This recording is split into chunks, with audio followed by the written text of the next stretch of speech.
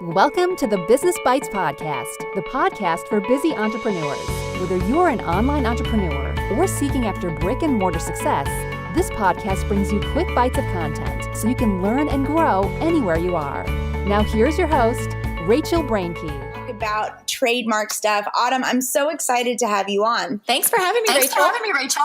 You know, it's so funny because I feel like I'm always the one like preaching the legal stuff on here. And, you know, I'm glad to have another voice to kind of share this information because trademarks, as you know, and as our audience is going to see after this episode, are so important to think about. But it's often something that entrepreneurs don't consider when they're just coming up with their business name because they may be in that feeling of, well, I don't know if my business is going to make it. I don't know where to start. And as you and I know, they can get into a lot of hot water by just going into business with a name and not even considering trademark implications of their use, or maybe if they want to get it trademarked later. So I was thinking we'd start the conversation there and maybe just kind of explain exactly how trademarks are and give them some steps for getting set up with their business name. Perfect. Yes. Well, I call myself a copyright and trademark evangelist. So I'm on your same page. There are so many easy things that new business owners can do in the beginning to really set themselves up for success later that don't have to be complicated or expensive. And so I'm excited to talk about all of this with you. Me too. And just to let you guys know, this is episode 62. So you can find it at rachelbrenke.com/EPI62. I'm going to have all of Autumn's stuff there linked as well, like awbfirm.com. She has a 5-minute intellectual property audit on her website. So if you guys have any other questions or thoughts or just want to delve into this a little bit more, you can click over to episode 62, get her links, and get connected. So let's just start kind of maybe differentiating between trademark and copyright for the audience a bit, because some listening probably don't even have a clue what we're referencing right now. Yeah, absolutely. So when we think about copyrights, we want to think about creative works. So photographs are a clear subject matter of copyright, film, music, books, poems, anything that we think of as a creative work, cartoons. Trademarks, on the other hand, are going to be things that identify the source of your products or services. So these are typically going to be like a business name, a product name, a logo, things that when you see them or you hear them, you think, oh, that comes from XYZ company. So like the Coca-Cola emblem with the scripty font, that's very recognizable. As soon as you see that can on the shelf, you know that what's going to be inside that can is going to be what you're expecting. So that is the purpose of trademark law, is so that consumers know that when they reach for a product or they're looking for a service, that they're going to get the thing that they're expecting to get. Mm-hmm. And you know, what the confusing thing that can happen is there may be a legal issue that has copyright and trademark issues within it. We may be having the copyrights of the logo, for example, like the Coca-Cola. There may be a copyright issue with the logo, but then there's also an issue of it as the trademark, as the source indicator, like you were just saying. So if you guys are thinking, oh, but I heard it could be this or it could be that, it may be both. But for most purposes, I find it's a pretty clear line if there's an infringement or issues occurring. And that's a bit more than we want to talk right now. But the one distinction that I love to make between the two things of copyright and trademark is that copyrights in the United States, and Autumn and I are US-based attorneys, copyright is a default type intellectual property protection tool, like the creative works you were talking about. We don't have to take steps to register anything. It's beneficial to do so. There's also not a duty to enforce your copyrights and your rights within those works. Whereas with trademarks, you have a duty if you have a trademark, in order to stop someone else from using it. And the entire goal with the trademark stuff is, just like Autumn was saying, to make sure that people know when they go to reach for that can of soda or they go to buy into a service, they know where it's coming from. The goal is to reduce consumer confusion and for consumers to know what they're buying into. Now, it gets complicated when individuals want to become entrepreneurs, in which we love that when you guys listening, but you don't know where to start with kind of the names, because names are typically going to fall in this trademark realm because a name identifies the source of goods or services. And so, Adam, what are kind of like your top tips whenever an entrepreneur is thinking about maybe it's a business name or a slogan, or maybe even like they have online courses or products and they want to attach a specific name to that? So there's two things that I want to mention here. The first is choosing a strong name in the first place that you can protect later. And I'll go into that in a bit more detail in a second. But the second thing is doing that search, making sure that there's not a business out there already either has registered it with the U.S. Patent and Trademark Office or a state trademark office, or could just be using it for a similar business. So kind of two sides of the same coin, making sure that you choose a strong trademark in the first place, and then making sure that it's clear that you can use it without infringing someone else's rights. Mm-hmm. And I guess maybe there was a lot within what you just said, but let's focus on the infringing thing a little bit, just because I think maybe a little element of fear here may help to convince the listeners as to why this is important. The use of a name that someone already else has registered, the use of a slogan can get you into trouble. Do you want to explain a bit like what the infringement entails and what can happen if they don't take the search steps? And then we'll move into the search absolutely. stuff here in a minute. Again, we're talking about U.S. law. In the U.S., we have what's called a race system. So the first person or company to use a trademark in their business with a particular kind of services or products, they win all the rights. So you want to be the first one. And that's true whether they register it with the USPTO or not. So there's definitely benefits to registration, but you don't have to register to get these state law or common law rights. And so when you're starting your business, you want to make sure that you see, is there anyone out there who might already have rights to this name? And again, it's really important that you only really need to worry about the same kinds of services or products that you're selling, and things that are similar, because we're thinking about what's going to confuse a consumer. So if it's two totally different kinds of products, we talk about Delta Faucets and Delta Airlines. They have the same trademark, but they're totally different. So nobody's going to get confused and think that the faucet is coming from the airline company. Unless Delta Airlines decides to diversify someday. Yeah. And so the downside, if you don't do this search and if you choose a name that is already being used by a competitor, is you could be sued for trademark infringement, and there can be huge damages. You could lose profits. You could basically be put out of business. The attorney's fees are very expensive if you're sued. So I do think a healthy level of fear or just awareness is a good thing, so that you choose a good name. And that's a good point. And the thing is, too, I want to make clear here to those listening, not just if you're a new entrepreneur, because I interviewed someone recently here on the Business Bites who has been in business for 5+ years. I don't want to get too specific so you guys know who it is. And in our discussion, they had an online course and they were about to launch with it. And they told me the name and I said, hold up a second. That sounds really familiar. And I jumped over to the USPTO website, did my little magical legal searches, and found out that there was already someone in existence with the same name attached to the exact same type of services.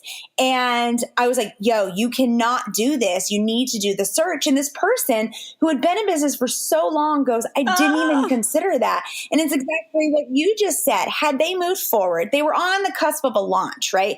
And had they moved forward with launching this, they could have not only lost all the time and money on the launching and branding, but like you just said a second ago, Autumn, they could have been forced to disgorge their profits through the use of someone else's registered marks simply because they didn't take the step, first to know that this is an issue, which is why we're bringing this to you guys on this episode, but also how to even do the searches to make sure. I mean, it was exact. The same name, same classification, exact. Yeah, it's really... It can end your business. So it's something important no matter where you are in your business. If you're thinking of any new kind of name, to make sure that you're getting a clear trademark before you go down that path. And like you said, you're investing money in this. You're doing branding, you're launching, you're building a brand reputation. And so you don't want to be spending all that money on something that you can't later protect or that could get you into hot water. Well, and here's one little last fear element, and then we'll move into the search stuff. But if you're on the brunt end, if you end up becoming the infringer, you can't just throw your hands up and say, I don't want to deal with this once you have been sued. You have to respond. You're forced essentially to hire an attorney. And we're looking at tens of thousands of dollars in order to be able to either negotiate a settlement with the person that you infringed upon or have to fight the suit in court. And you don't get a choice to just drop the suit because that's not your choice as the infringer and as the defendant. And so it to me, it is an investment, and it's kind of an insurance policy of taking the right steps to make sure that you're not infringing upon someone else. But I also think we have a duty to other entrepreneurs and as professionals to understand this information and implement it in our business and not trying to play that cleanup. Just being a good citizen of the marketplace, I think. Mm-hmm. All right. So let's get then the tangible steps on kind of searching, because some are probably going, oh my God, I had this name for a course or a product and now I don't even know where to start. So first, I usually recommend a couple different searches. So the first one is going to be on that USPTO website. It's uspto.gov. And the search tool is called TESS. It's T as in Tom, E, S as in Sam, S as in Sam. So if you Google that, you'll find it. It's not hard. And it works kind of like a Google search. You can just plug in the terms and it'll bring you lots of results. If you are a business that is more established and you've got the resources, I would say definitely consider hiring an attorney to help you with the search, because you may get thousands of results and it's hard to know what's important and what's not. But if you're new, I think definitely at least do the search, try and find identical, make sure there's nothing out there that's exactly the same, and look at the goods and services that they're registered with to see what's out there. Now, it's important to know, go ahead, Rachel. And I think, I was going to say, you were just saying about it being the same. And one of the downfalls that I've seen a lot when people end up becoming an infringer without realizing it, they've even said, oh, Rachel, I've taken the steps to search. It may not even be a name that is exactly the same. It's something that's enough to cause confusion in the consumer, and so it doesn't have to be identical. And that's where a lawyer can come in and give you the advice and experience and what they've seen of how close something can cause confusion or not. I always get so concerned for entrepreneurs when they say, oh yeah, I searched the website. At first I'm like, yes. And then they go, but there was nothing identical. And I'm like, no, because it could be something that is just enough to cause confusion, which isn't that sounds like an easy test, but there's a lot of factors that Autumn and I and many other IP attorneys are very well versed in recognizing. And this is also another where I say an insurance policy, having a lawyer or a service to do the searches for you is really beneficial, because it also gives you some recourse. And I use a non-public search tool. You may use one in your business as well that helps me find things that are not identical but would be close enough to be confusing. So helps me kind of broaden that search rather than trying to think of things, because it could even be something rhyming. I mean, it's not things that are necessarily easy to search for. And then it depends on what type of mark. Is it a design, which is like a logo? Is it a word? You end up down this rabbit trail and you start getting confused, throw your hands up. So then the next search that I recommend is just a Google search. So this is going to catch things that aren't necessarily registered but might be in use. And the thing I say here is go past the first page or two. Go to page 3, 4, 5, 6, and try and see really what's going on with that name. And that will help you catch a lot. And then the next one I recommend is especially if you're thinking of using it for a business name and you're thinking about registering it as an LLC or a corporation in your state, go on your Secretary of State or whatever the division of corporations is in your state and search and make sure there's not already a business with that same name in your state. And, that's a really good point. I'm glad you brought that up, because there is a common misconception that, I am Rachel Brenke Photography LLC in Virginia, so that excludes everyone in America. And the LLC system is completely separate from this federal-based trademark system that we're talking about. When I file as an LLC, which I have plenty of episodes you guys can check out on how to do that, but when I go to file within my state, it's only giving me rights to the use of calling that legal entity that name within that state. It's not giving me rights place. There could be a Rachel Brenke Photography LLC in West Virginia, which is right next door. The systems don't talk. The LLC system also doesn't check the federal trademark system and vice versa. So this is incumbent upon you guys to take all the steps that and then the last thing I recommend is doing a domain searching. search and a social media name search. So there's several services that are totally free. I use one called Name Checker that'll just kind of run through all the popular social media sites and domain, top level domains. So you can see if someone's registered that name as a business or as a handle on those platforms. And again, you're just kind of trying to see what's out there and if anyone else is already using it. Yeah, I'm glad you listed all those. Those are the same ones that I would recommend. I always hear people say, well, I Googled and I didn't find anything. Well, not everyone's search engine optimization is that great. So you may not find it, so that's why you kind of got to cover yourself. And there, like we mentioned earlier, attorneys can do this for you. Third party search company results can do it for you. They just can't legally advise you on what to do once you have that information. They can just get the results. So I definitely think that there's a great value in having that done. Social media is a big one. One thing I wanted to say on that, if you get on social media and you see someone using a name for something and you're like, oh, I really wanted to use it, make sure they're using it in like a commercial capacity. And it's not just like this fun handle that they came up with and they're just using it for pictures of their cat, right? And there's no like commercial nature to it. They're just simply sharing. You may still, don't count it out is what I'm saying. You may still be able to use it in a commercial capacity, depending on what you're selling, your goods and services and what you're trying to market to the marketplace. Let's switch over. Okay, so that was kind of trademark and copyright, what they are, the fear and the importance and the steps for searching. But let's go back to what you were talking about a little bit ago on distinctiveness of the name. And we've kind of presented this semi-backwards just because we didn't want to go down the path of this distinctiveness stuff just yet. So this is really where you probably want to start. I'm going to let Autumn kind of explain when you're coming up with a name for a business or whatever. How do I describe it? I kind of see it as a sliding scale in my mind, and you want spectrum, that's the word. I was like, scale, spectrum, I can't think of the name.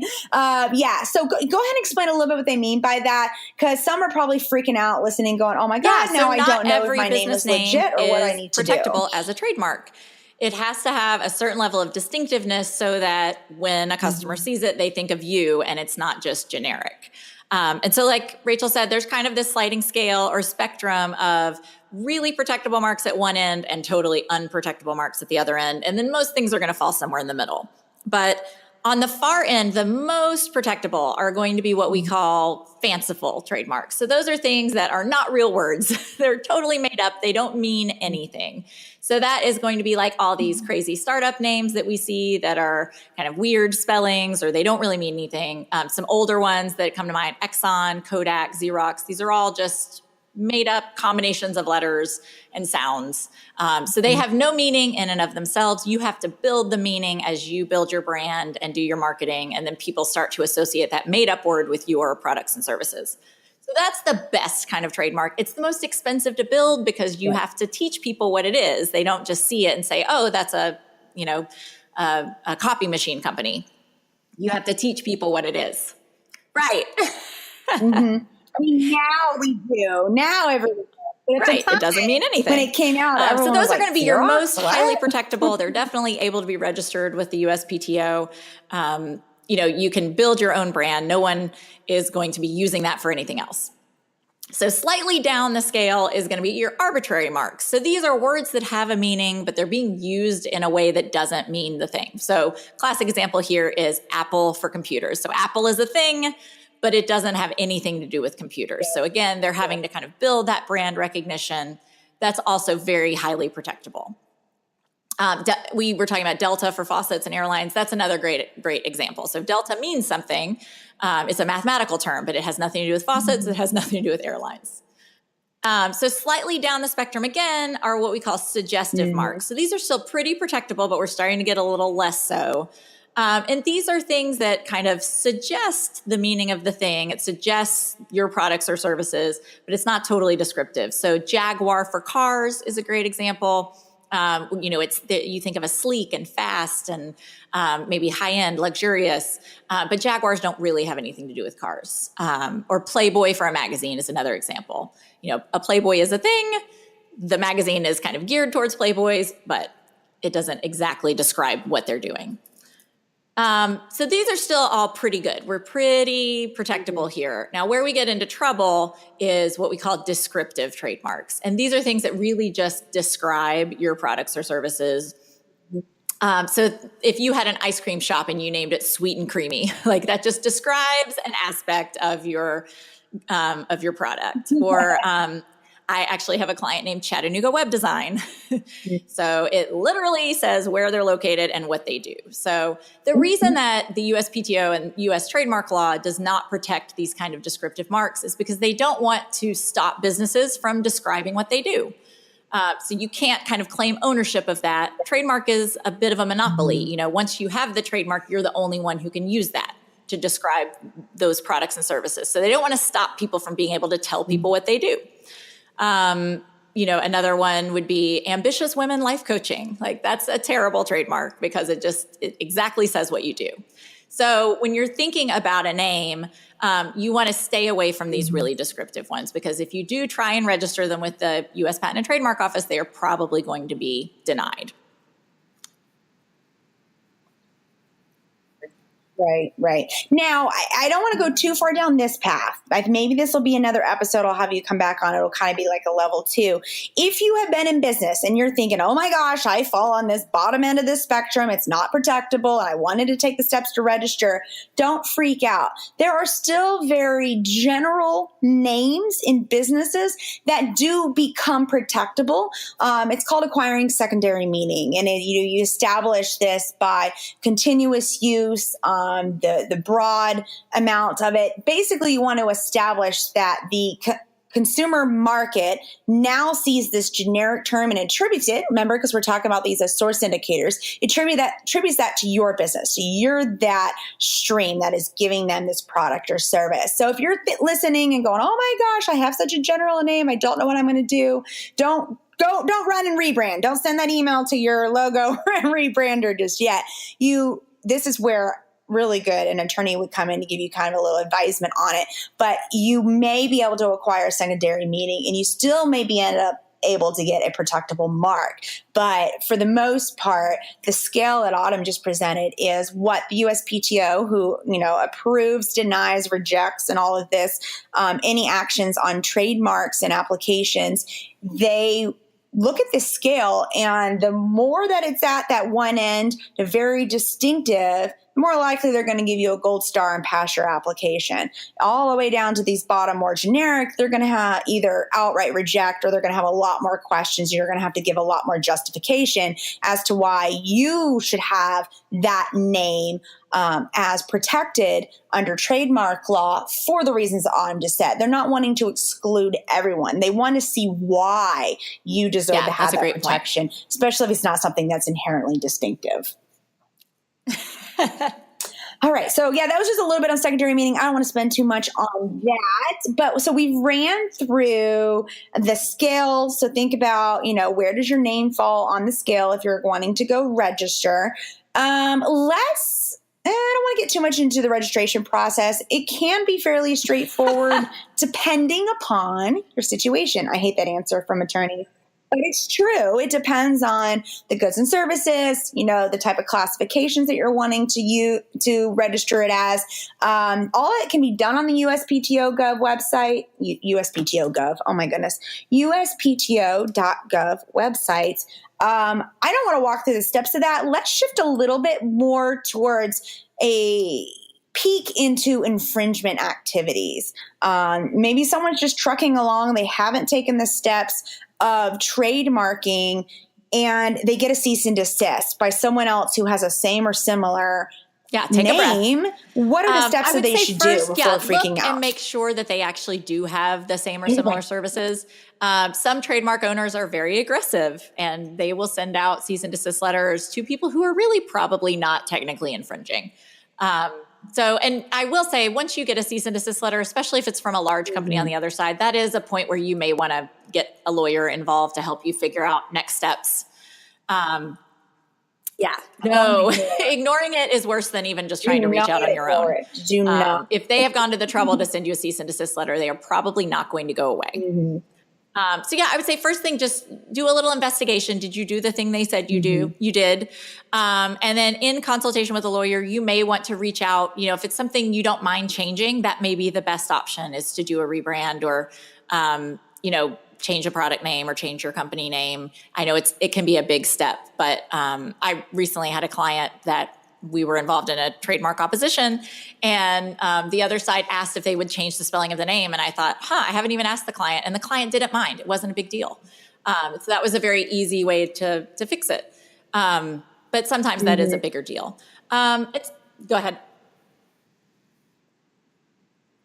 And keep in mind, when these companies are sending out these cease and desist, I want to say generally it's not a bullying tactic.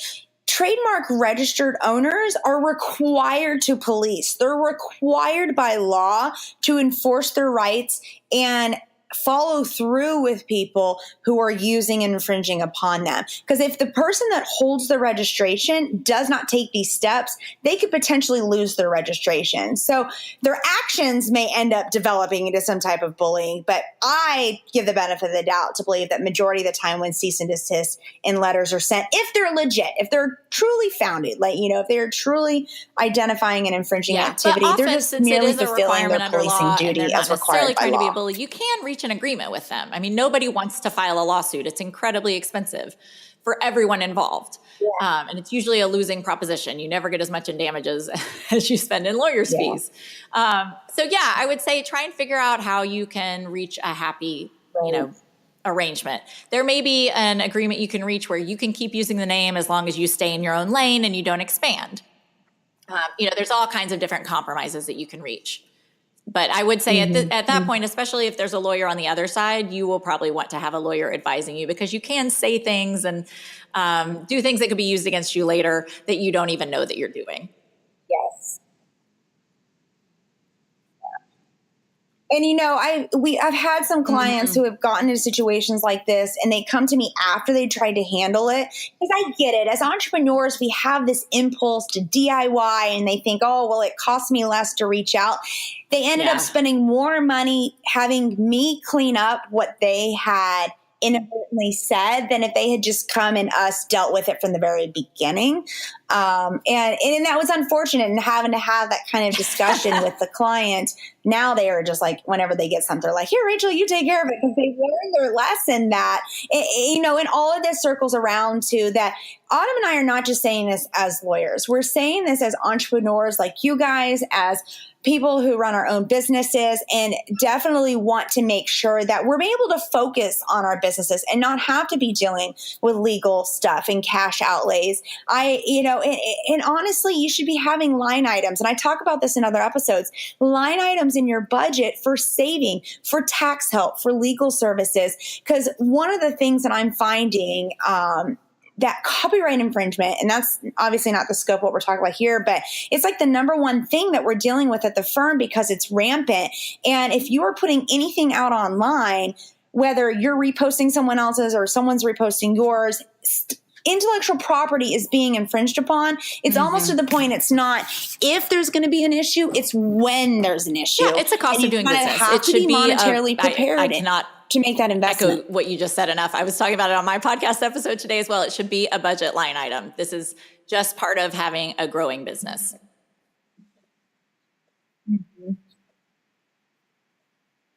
Yeah.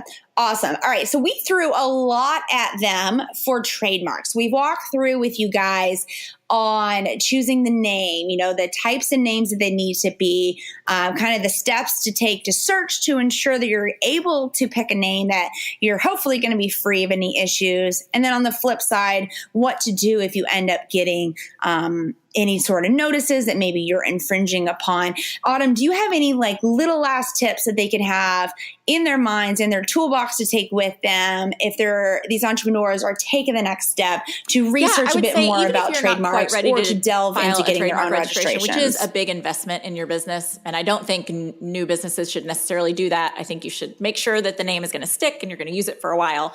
But I suggest going ahead and starting to police your trademark rights, or at least just watch the marketplace.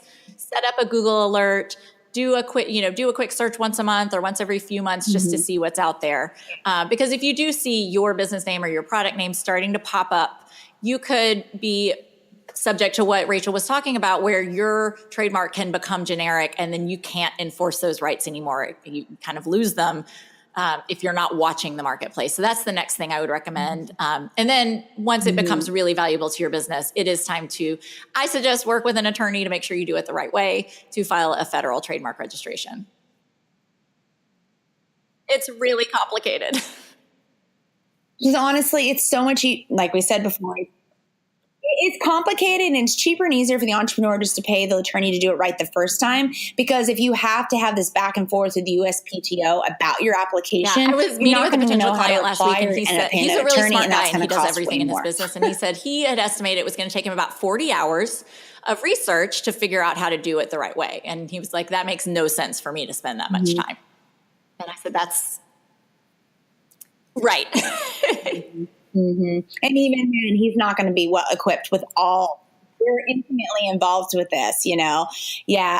Oh man, these are great tips. I hope if you guys are in business and really wanting to do it for the long term, make sure that you're doing the right things. Make sure you're doing the right search. It may be a little difficult right now if you've already put a name into the marketplace and you're frantically searching. Just like Autumn said, take a breath, step back, to go through the steps that we provided. You guys can find it all at rachelbrenke.com/EPI62. Again, I'm going to link all of Autumn's stuff there, and I'm going to have her back again because I want to dig into more to talking about trademark infringement. So we will talk to you on the next episode. Thanks, Autumn. All right, guys, make sure you dig into all the show notes and everything at rachelbrenke.com/EPI62. Also, jump into the Facebook group, The Business Bites, so we can start the discussion to make sure you guys are legally protected. Have a good one. Thanks for joining Rachel on this episode of The Business Bites. For show notes, a list of recommended tools, or referenced episodes, you can find them at businessbitespodcast.com. Until next time.